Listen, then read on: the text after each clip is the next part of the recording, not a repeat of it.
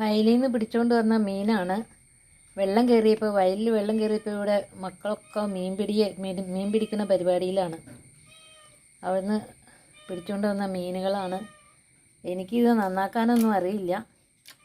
മോൻ ജിമ്മിൽ പോയേക്കുവാണ്. അവൻ വരുമ്പോഴത്തേക്ക് ഇത് നന്നാക്കി വെക്കാമെന്ന് വിചാരിച്ചിട്ട് ഒന്ന് ശ്രമം നടത്തുകയാണ്. ഇതിൻ്റെ തലയൊക്കെ തിന്നാനിവിടെ നമ്മുടെ കണ്ടംകുട്ടൻ വന്ന് നിൽക്കുന്നുണ്ട്.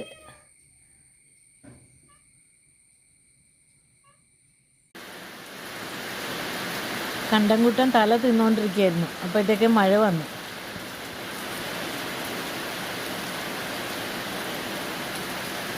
കഴിക്കടാ, മഴ വന്നൂല്ലേ?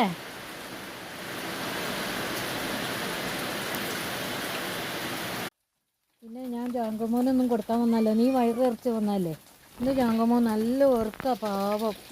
വെളുപ്പിന് എണീറ്റതാണ് അവൻ. അയ്യോടാ, നല്ല ഉറക്ക, ഒന്നും അറിയുന്ന പോലുമില്ല. നീ ഇങ്ങനെ നീ ഇപ്പോൾ മീൻ തിന്നല്ലേ അല്ലേ?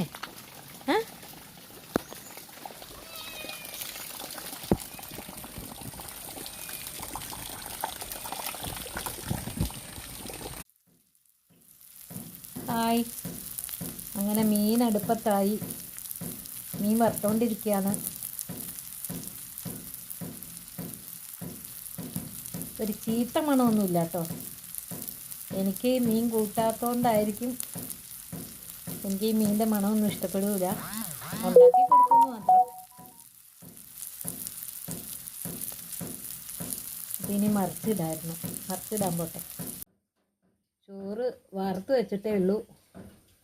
ഇപ്പം ആർക്കും ചോറ് കൊണ്ടുപോകണ്ടാത്തതുകൊണ്ട് ചോറ് പതുക്കെ വെക്കുന്നത്. നേരത്തെ വെച്ചാലും രാത്രി ആകുമ്പോഴത്തേക്കും, മൂത്ത മോൻ രാത്രി 11 മണിയാകുമ്പോഴൊക്കെ ഭക്ഷണം കഴിക്കണേ. അപ്പോഴത്തേക്കും ചോറ് ഒരുവിധം കേടുവരും. അതുകൊണ്ട് ഇന്ന് വൈകിയാണ് ചോറ് വെച്ചത്. ഇന്നല്ല കേട്ടോ, ഇപ്പോൾ മോള് പ്രസവിക്കാൻ പോയേ പിന്നെ ഞാൻ ചോറ് ഉച്ചയാകുമ്പോഴാണ് വയ്ക്കുക. ഇതെനിക്ക് എൻ്റെ നാത്തൂൻ, എൻ്റെ ആങ്ങളയുടെ ഭാര്യയാണ്, എൻ്റെ ഭർത്താവിൻ്റെ പെങ്ങളുമാണ് തന്ന ഒരു ഷോളാണ്.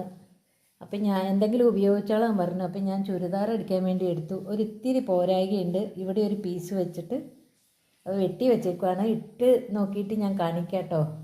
അപ്പോൾ അത് അടിക്കാനെടുത്തപ്പോൾ ഉണ്ട് ഒരു നൂലെടുത്തതായിരുന്നു. ഇതിൽ നിന്ന് എല്ലാം മോഹൻലാൽ പറയുമ്പോൾ ഒരു 7ൻ്റെ പണി കിട്ടി. എല്ലാം കൂടി താഴെ വീണു. എന്നിട്ടിപ്പോൾ ഒക്കെ വാരി വലിച്ചിട്ടേക്കാം. ഇനിയിപ്പോൾ അത് അടുക്കി പറക്കണം. ഒരു പണിയും കൂടിയായി.